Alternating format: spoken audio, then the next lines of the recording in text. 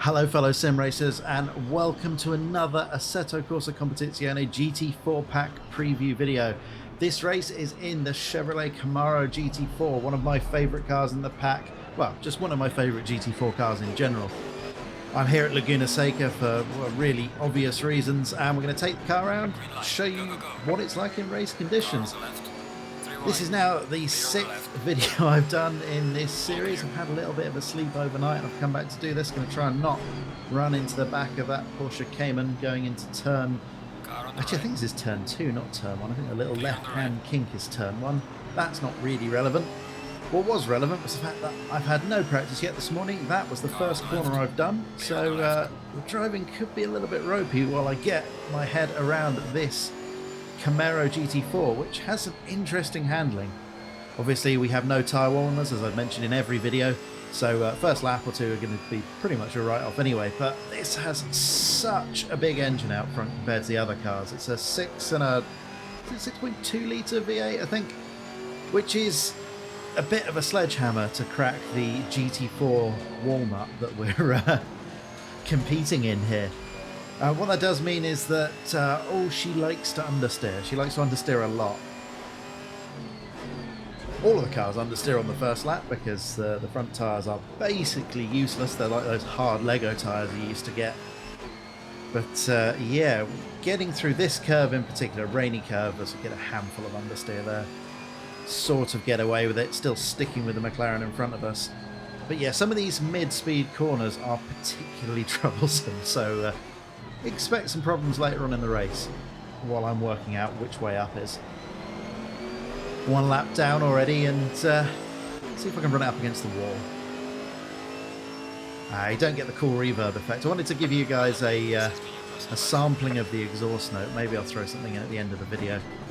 This is, externally speaking, my favourite sounding GT4 car. It's such a thunderstorm of a vehicle. It's just sounds beautiful and incredibly loud in person as well. If you can get to a GT4 event at any point where someone's coming near you, GT4 Europe in particular, and I think GT4 America, as you would expect, would have this car as well. This is a great sounding vehicle. There are a couple of others that sound particularly good. The KTM Crossbow sounds like an angry beehive, as I actually concentrate on not crashing into the McLaren. Had to think there, what small flying insect likes to congregate in swarms? It was eluding me. I'll blame it on the overtaking move, but I suspect it's got much more to do with the fact that I haven't had a proper night's sleep since February the 22nd. Anyway, so this is starting to get up to temperature now. 26.5 the ideal PSI. Again, sorry if you've heard that in every single video, but I think it's an important piece of information, so I'm going to keep repeating it. Car actually feeling a lot better today than when I last tested it, but we are still getting that turn-in understeer. If you look at my control inputs, you'll see that I am trail braking deep into corners and still not always getting the apex. Now, part of that is I'm learning the braking points on the fly. I'm taking my cues from what the other cars are doing, knowing that the Assetto Corsa AI does like to brake a tiny bit before me. Gives me a bit of a heads up.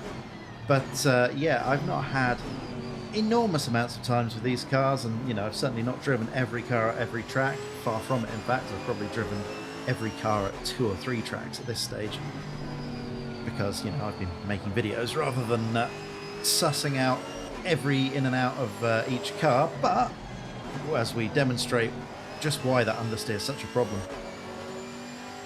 But what I can do is you get a feel for the car, at least. And this is a lot more, probably a lot more fun, or involving to drive, I should say. Not necessarily fun. It's not got that throw it into a corner, let it balance and plant the throttle, you know, play around with the oversteer kind of feel that maybe you get with a car that you traditionally call a little bit more fun. But you have to stay on top of this one. Some of the GT4 cars are pretty easy to drive. See, I haven't decided whether I want first or second gear through corkscrew yet. It seems to make a massive difference. There we go. Not a bad run through rainy this time. Starting to be able to lean on the car a little bit more, but as you'll see, I'm not really using all of the track limits. I'm being a bit tentative still, but then again, you know, we're just demonstrating this for you guys, racing against the AI, which are I think I've mentioned in all the other videos as well, only set to 98%. I've notched them down from 100 so I can get some overtaking moves in, you know, quite a few of them, hopefully. Keep it interesting for you guys and show you a whole bunch of different cars around us on the track. Just because, you know, I figure no one's going to watch all 11 of these, and, you know, if you do, you know, special thanks, and, you know, maybe I'll make you a little trophy or something. I won't do that. That's definitely a second gear corner, not third. But it does have a really wide rev range, this car. Unsurprisingly, feels pretty torquey. And when you do get on the loud pedal, it's, you know, it's...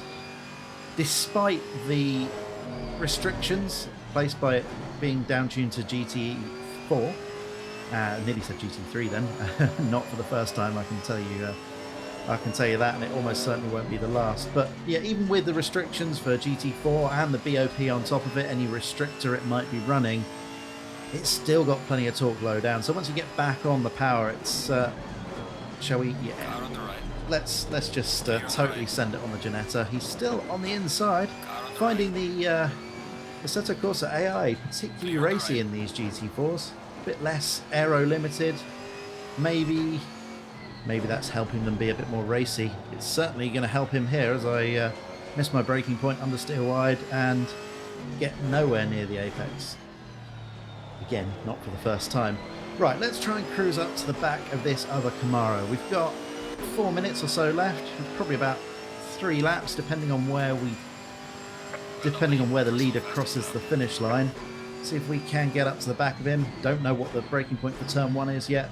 Turn 2, as I already discussed with myself earlier. I'll tell you, recording 11 races in the space of 2 days is definitely madness inducing. I've spent hours and hours just talking to myself incessantly, and you know, that's probably a little bit more than usual.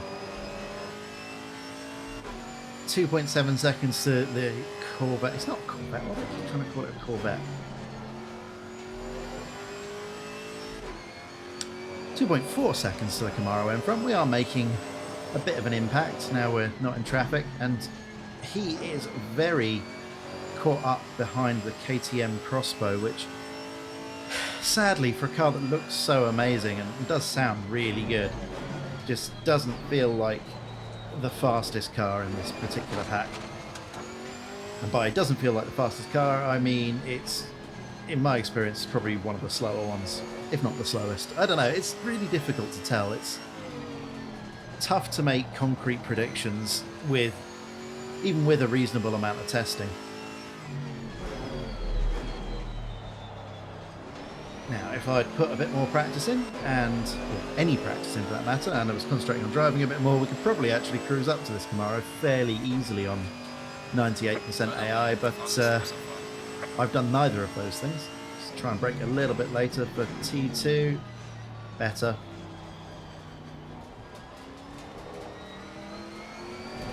Definitely not better. See, the loud pedal will get you, especially if you get on the sand afterwards.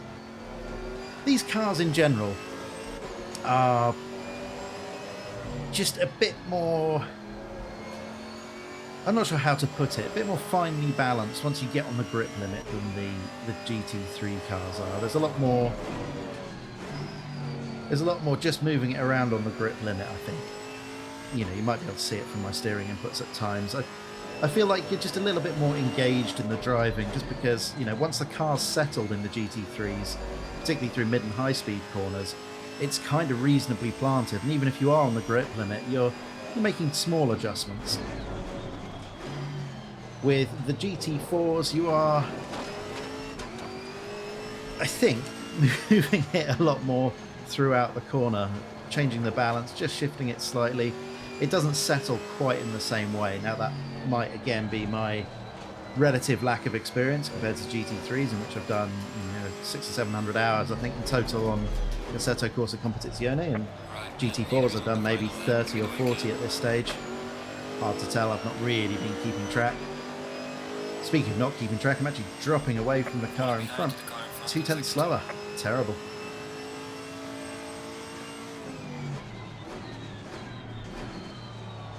But thank you for sticking with the video this far.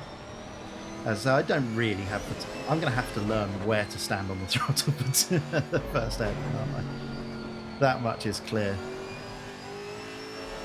This Camaro is one of the tougher cars to drive well, I think. You have to wrestle it into the corner. You really have to use the brake pedal to get it in. So in some of these corners, like the one we've just been through, the left-hander, where you're not braking particularly hard, as I just understeer horribly again. Good example. If you're not braking particularly hard, it's difficult to get the amount of trail braking you necessarily need to get the front end to comply. Which is I think why I'm over-slowing for a lot of these corners at the moment, is I've yet to find that balance with this car. It felt pretty good early on in the race where the AI was sort of hindrance by... that was going to happen eventually as I kept pushing the limits. Does demonstrate something quite important about these GT4 cars though, which is the extra ride height. You know, you do that in a GT3 car, you'd have probably spun. It would have just been horrendous. The extra ride height does let you abuse curbs, which can be done sensibly, or it can be done in the way I just did, which is probably not best advised. Anyway guys, that was the Camaro. 4 of the 6 laps were pretty reasonable. Thank you for sticking to the end. If you want to watch any of the other 10 videos on the various cars, most of them have better driving than that. I'm guessing a couple probably won't. But you should definitely check out the main GT4 pack review video over on the main channel because, well, that's got well thought out, considered opinions rather than the tired rantings of a madman. Thanks for watching, guys.